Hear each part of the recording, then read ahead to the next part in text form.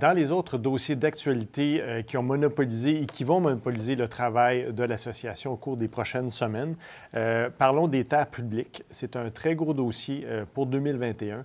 Donc, rappelons les 4 objectifs de négociation et de discussion qu'on a actuellement avec le ministère Forêt-Fonds de Parc. Le premier, c'est la tarification en terres publiques. Rappelez-vous que depuis l'année passée, on a une demande spécifique à cet effet-là, c'est-à-dire de limiter l'augmentation des tarifs des permis à l'IPC Québec. Donc, on est en discussion ferme avec le ministère à cet effet-là. On ose imaginer qu'il va y avoir des débouchés au cours de la prochaine année à cet effet-là. Au niveau des normes d'entaillage en terre publique, même principe. Il y a eu une décision historique l'année passée de revenir, en fait, au niveau du ministère par rapport aux normes. On sait qu'en 2023, il y a la volonté du ministère de changer les normes d'entaillage. Donc, les classes de diamètre 20 et 22 cm ne seraient plus autorisées. Donc, ce qui ferait perdre un nombre d'entailles est quand même considérable au Québec. On parle de 9 des entailles en terre publique qui seraient à retirer. Donc, nous, on veut continuer à discuter avec le ministère pour revenir aux normes du ministère de l'Agriculture qui, elles, permettent l'entaillage à partir de 8 pouces de diamètre, vous le savez. Donc, ça sera un des dossiers qu'on pilotera avec le ministère des Forêts cette année. Le troisième dossier, c'est le potentiel acéricole à réserver pour le futur. Au cours de l'année 2020, le ministère des Forêts a communiqué avec chacune des régions pour cartographier et présenter au TABGIR les hectares qui devraient être réservés pour du développement acéricole futur. Force est de constater que ces hectares réservés-là sont complètement insuffisants par rapport à notre besoin en entaille dans le futur. Donc, il y aura du lobbying, de la sensibilisation du ministère à savoir qu'on a besoin d'entailles supérieures pour pouvoir donc réserver ce potentiel-là et assurer donc le développement acéricole en terre publique et privée dans le futur. Et le dernier dossier qu'on a avec le ministère à piloter, c'est tout ce qu'on appelle la protection de l'érable en général. Ainsi, vous savez, en terre privée et souvent en zone verte, verte par la CPTAQ. Donc, il y a une protection du potentiel acéricole qui est ensachée donc, dans cette loi-là. Par contre, quand on tombe en zone blanche ou en terre publique, souvent, il n'y a aucune protection de l'érable en tant que tel. Donc, on revendique en fait une protection de l'érable supplémentaire pour faire en sorte que le patrimoine acéricole futur soit vraiment bien protégé et que le développement acéricole du futur ne soit pas juste réalisé en terre privée, mais aussi en terre publique et au Québec. Donc, restez branchés au cours des prochaines semaines, prochains mois, pour de l'information complémentaire par rapport à ces dossiers de l'heure en terre publique. Maintenant, comme autre gros dossier de l'heure, il y a également ce qu'on appelle tout l'encadrement de la protection des milieux humides. On le sait, on vous en avait parlé l'automne passé, le gouvernement, à travers son ministère de l'Environnement, a mis en place un nouveau règlement qui s'appelle le RAFI, qui veut dire, en fait, Règlement sur l'encadrement d'activités en fonction de leur impact sur l'environnement. Donc, le RAFI ne s'applique qu'en terre privée. Donc, ça, c'est important de le rappeler. Donc les producteurs en terre publique ne sont pas nécessairement impactés par rapport à ce règlement-là. Ce règlement-là, rappelez-vous, il est entré en vigueur le 1er janvier dernier, donc 1er janvier 2021, et il y a un impact direct sur la production acéricole et surtout sur les rejets des eaux usées, des cabanes à sucre, entre autres, et sur aussi les aspects construction et enfouissement de tubulures et de fondations en ce qui a trait aux espaces ou aux milieux humides. Donc, regardons en détail, en fait, un peu l'impact. Donc, en fait, c'est une continuité des éléments d'information qu'on vous avait déjà communiqués l'automne passé. Donc, ce qu'on a regardé, en fait, c'est donc chez quelles entreprises il y aurait de l'impact. Donc, on a documenté le tout. Donc, en ce qui a trait aux 75 000 entailles et plus, à peu près une vingtaine d'entreprises qui sont touchées. Les 20 000 à 75 000 en taille, à peu près 375 entreprises touchées. Et forcément, le gros bloc, c'est les moins de 20 000 en taille qui représentent l'essentiel de nos membres. Donc on parle de 5 800 entreprises visées. Donc, quels sont les changements depuis le 1er janvier dernier?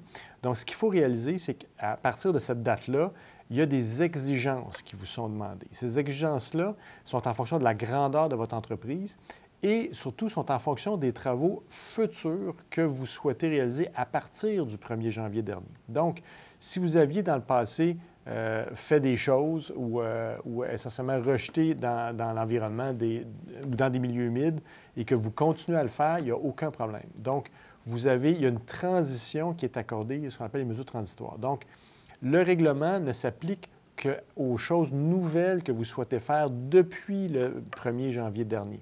Donc, quand on parle des choses nouvelles, on parle d'agrandissement d'érablières, ajout d'entailles, agrandissement de stations de pompage ou de cabane à sucre à titre d'exemple. Donc, si vous avez à faire des travaux d'agrandissement de ces activités-là, c'est là que le règlement vous touche. Si vous n'avez pas planifié de faire aucun changement sur votre production ou vos installations, le règlement ne vous touche pas. Vous avez comme une espèce de clause grand-père qui vous permet de faire exactement ce que vous faisiez l'année passée, de poursuivre vos activités de façon tout à fait normale. Par contre, si vous avez donc un projet d'agrandissement ou d'enfouissement de tublure ou de construction de son pompage depuis le 1er janvier dernier, là, à ce moment-là, c'est là qu'on voit qu'il y a 3 niveaux de demande. Donc, si vous avez 75 000 en taille et plus en terre privée, vous devez obtenir une autorisation préalable pour faire ces changements-là. Si vous avez entre 20 000 à 75 000 en taille, vous devez faire ce qu'on appelle une déclaration de conformité. Et ça, il y a des formulaires disponibles en ligne à cet effet-là. Et si vous avez moins de 20 000 en taille, vous n'avez pas à rien déclarer ou à rien autoriser. Par contre, vous devez suivre les règles qui sont édictées dans le règlement. Alors, regardons un peu justement quelles sont ces règles en milieu humide particulièrement. Donc, ce que dit le règlement, c'est que, encore une fois, si vous avez fait un changement depuis le 1er janvier, les prochains éléments de l'acétate qui suit s'appliquent à vous. Si vous n'avez pas fait de modification, ça ne s'applique pas à vous. Alors, quelles sont les règles? Donc, d'abord, les eaux usées ne doivent pas être rejetées, ce qu'on appelle dans un littoral, dans une rive ou dans un milieu humide. Vous pouvez toujours rejeter vos eaux usées dans un fossé de chemin, par exemple, parce qu'un fossé de chemin n'est pas reconnu comme étant un littoral, une rive ou un milieu humide. Par contre, si vous avez un milieu humide à côté de chez vous, et là-dessus, il y a des cartes qui existent, on pourra en reparler plus longuement après. Donc, vous ne pouvez pas rejeter vos eaux usées dans des milieux humides à partir de maintenant si vous avez fait des modifications sur votre entreprise. Maintenant, si vous avez entre 20 000 en taille et plus, quand vous rejetez ces eaux-là, non seulement ce n'est pas dans un milieu humide, mais en plus, ils doivent respecter un pH équilibré, c'est-à-dire entre 6 et 9,5. Donc, on sait que les savons pour les osmoses inverses souvent vont amener un pH plus élevé qu'un 9,5 et les acides qui peuvent être utilisés pour nettoyer les pannes d'évaporateurs amènent un niveau plus bas, de pH de plus bas que 6. Donc, dans ces situations-là, vous devez balancer votre pH avant de rejeter si vous avez 20 000 en taille et plus et que vous avez fait des modifications de vos entreprises depuis le 1er janvier dernier. Maintenant, au niveau de l'excavation, si vous avez le projet d'en faire, ce n'est pas permis dans les milieux humides. On parle d'excavation pour enfouir de la tubulure, par exemple, ou des fils, ou excavation pour faire, exemple, des fondations de cabane à sucre ou fondations pour des stations de pompage. Donc, dans ce cas-là, peu importe la grandeur de vos équipements, si vous avez ce projet-là, ça vous prend une autorisation pour pouvoir le faire si vous êtes en milieu humide. Et en dernier lieu, la superficie des bâtiments est limitée en milieu humide. On parle de 30 mètres carrés qui correspond à peu près à 18 pieds par 18 pieds. Donc, dans le cas de milieu humide, boisé ou d'une plaine inondable. Donc, si vous avez l'objectif de construire quelque chose qui est en haut de 18 par 18 et qui a une fondation, donc vous devez en fait avoir une autorisation préalable du ministère de l'Environnement pour ce faire. Donc, tout ceci, ça résume quand même le RAFI par rapport aux cabanes à sucre en milieu terre privé.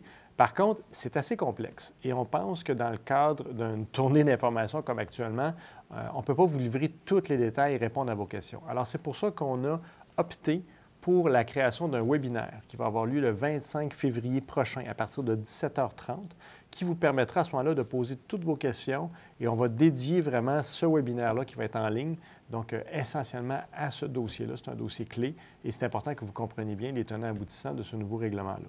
Et en parallèle, on n'a pas quand même jeté la serviette par rapport à des demandes d'assouplissement de ces règles-là, parce qu'on pense que dans certaines situations, c'est un peu too much qu'on peut dire, c'est un peu intense comme limitation au niveau de la production. Donc, au cours des prochaines semaines, plusieurs rendez-vous qui sont à l'agenda pour vous. Donc, tout d'abord, comme je viens juste de le mentionner, le webinaire le 25 février, spécifiquement sur le RAFI, le règlement par rapport au milieu humide. Également, on est en pleine tournée des régions pour l'hiver 2021. Donc, on vous invite à consulter les calendriers qui vont être disponibles pour savoir à quel moment vous allez pouvoir vous brancher pour pour avoir accès à votre fédération et vos syndicats régionaux spécialisés. Et en terminant, ne pas oublier l'Assemblée générale annuelle cette année qui aura lieu le 26 mai 2021.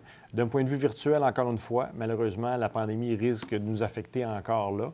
Donc, mettez déjà ça à votre calendrier, un peu comme l'automne passé à la semi-annuelle. Donc, ceci étant dit, on espère quand même pouvoir vous voir en présence plus tard cet automne. Donc, le conseil d'administration des PPAQ ainsi que tous les employés se joignent à moi pour vous souhaiter une excellente production 2021. Et encore une fois, en espérant vous voir très bientôt en présence cette fois-ci. Merci, au revoir.